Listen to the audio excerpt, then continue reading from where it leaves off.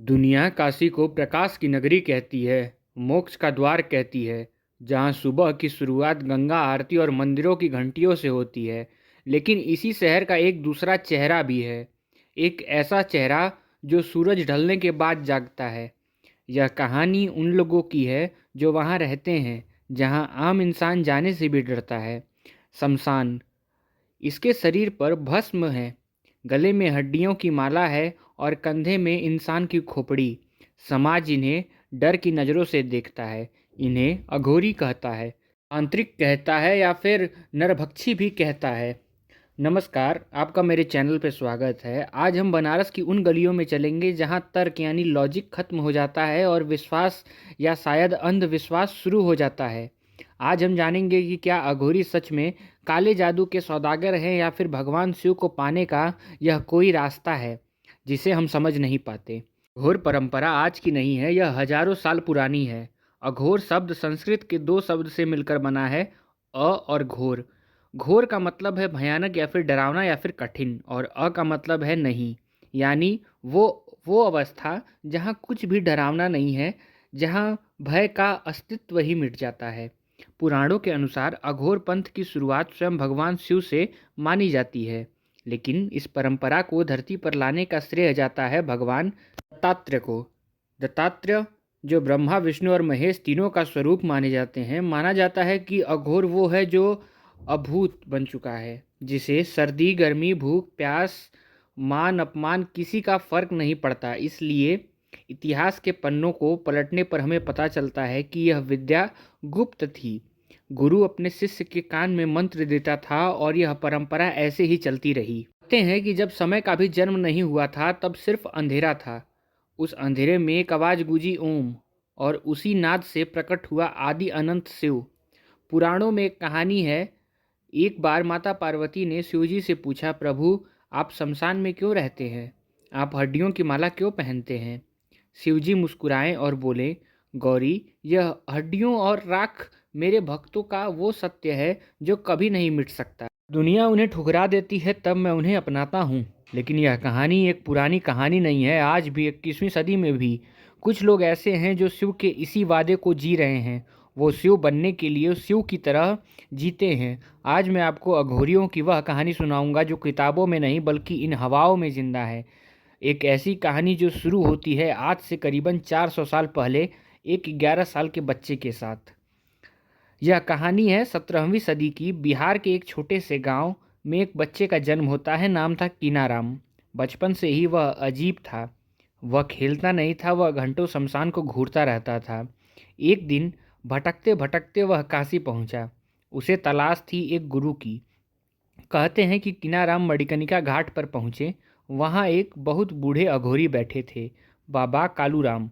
कालूराम जी ने कीनाराम को परीक्षा लेने के लिए बुलाया। उन्होंने पास पड़ी एक इंसानी खोपड़ी की तरफ इशारा किया और कहा, जा उसमें से मेरे लिए खाना लेकर आ। एक आम इंसान डर जाता, लेकिन बालक कीनाराम मुस्कुराया।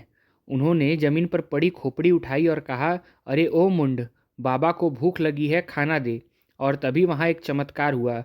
बनारस के बुजुर्ग बताते हैं कि उस रात मणिकर्णिका घाट पर जितनी भी खोपड़ियाँ थीं, वो अपने आप हिलने लगी, मानो वो कीनाराम के आदेश का इंतजार कर रही थी। बाबा कालूराम समझ गए कि यह कोई साधारण बालक नहीं है। उन्होंने कीनाराम को गले लगा लिया। वही बालक आगे चलकर बना अघोरेश्वर बाबा कीनाराम। जिन्होंने गंगा को आदेश दिया तो गंगा का पानी ऊपर चढ़ाया, जिन्होंने मुगलों को ललकारा तो उनकी तोपें ठंडी पड़ गई। ये कहानियाँ आज भी बनारस की हर बुजुर्ग की जुबान पे है। कहानियों का शहर काशी है और इसमें एक कहानी है चलते फिरते शिव की, जिनका नाम था तैलंग स्वामी। कहा जाता है कि स्वामी जी 280 साल तक जीवित रहे। वे अक्सर गंगा के पानी के ऊपर बिना हाथ पैर चलाए घंटों लेटे रहते। एक मशहूर किस्सा है, अंग्रेजों का राज था। एक अंग्रेज कलेक्टर को यह पाखंड लगता था। उसने सोचा, मैं इस साधु की पोल खोल दूंगा। उसने स्वामी को एक कमरे में बंद कर दिया और बाहर ताला लगा दिया। चाबी अपनी जेब में रख ली। अगली सुबह जब वह घाट पर सैर करने गया तो उसके होश उड़ गए। स्वामी जी उसी बंद कमरे से बाहर निकलकर गंगा किनारे हंस रहे थे। ताला वैसे का वैसा बंद था। गुस्से में अंग्रेज ने एक चाल चली। उसने चूने का गाढ़ा घोल बनवाया जो दूध जैसा दिखता था और स्वामी जी को पीने के लिए दे दिया। लीजिए बाबा, दूध पीजिए। स्वामी जी सब जानते थे। उन्होंने वो चूना पी लिया। थोड़ी देर बाद तड़पने लगा वो अंग्रेज अफसर। उसके पेट में जलन होने लगी, जैसे चूना उसने खुद पी लिया हो। वह स्वामी जी के चरणों में गिर गया। तब स्वामी जी ने कहा, बेटा, अघोरी के लिए अमृत और जहर एक ही है, लेकिन तेरे लिए अलग है। रात के 2 बज चुके हैं और मैं किसी को ढूंढ रहा हूँ। मुझे एक स्थानीय नाविक ने बताया कि गंगा के उस पार रेती पर एक अघोरी अपनी धुन जमाते हैं। नाव धीरे धीरे उस आग की तरफ बढ़ रही थी। मेरे दिल की धड़कन तेज थी। क्या वो सच में अघोरी हैं या कोई डाकू? जैसे ही मैं पास पहुंचा, मैंने देखा वो जो मैंने कभी भूलने का प्रयास किया तो भी भूल नहीं पाया। एक आदमी जिसके शरीर पर कपड़ा नहीं, सिर्फ राख थी। वह जोर जोर से किसी से बात कर रहा था, लेकिन वहाँ कोई और नहीं था। वह हवाओं से बात कर रहा था, वह आग से बात कर रहा था। क्यों आया, क्या चाहिए? उसने बिना पूछे मुझे देखा। मैंने कहा, बाबा, सच जानना है। उसने राख की एक मुट्ठी उठाई और हवा में उछाल दी। आग का एक भभका उठा। उसने कहा, सच सच यह है कि तू भी राख है, मैं भी राख हूँ, यह कैमरा, यह दुनिया, यह सब राख है। लेकिन सबसे बड़ी कहानी तो अभी बाकी है। वो कहानी जिसने एक राजा को शमशान का नौकर बना दिया। राजा हरिश्चंद्र, सत्यवादी राजा हरिश्चंद्र। कहानी कहती है कि अपने वचन को निभाने के लिए राजा हरिश्चंद्र को अपना राज्य, अपनी दौलत, सब कुछ दान करना पड़ा। अंत में उन्हें काशी के शमशान के मालिक कालू डोम के यहाँ नौकरी करनी पड़ी। उन्हें मुर्दों के लिए कफन लाने का काम दिया गया। एक अंधेरी रात उनकी अपनी पत्नी रानी तारामती अपने मरे हुए बेटे को लेकर शमशान आई। उनके पास कफन के पैसे नहीं थे।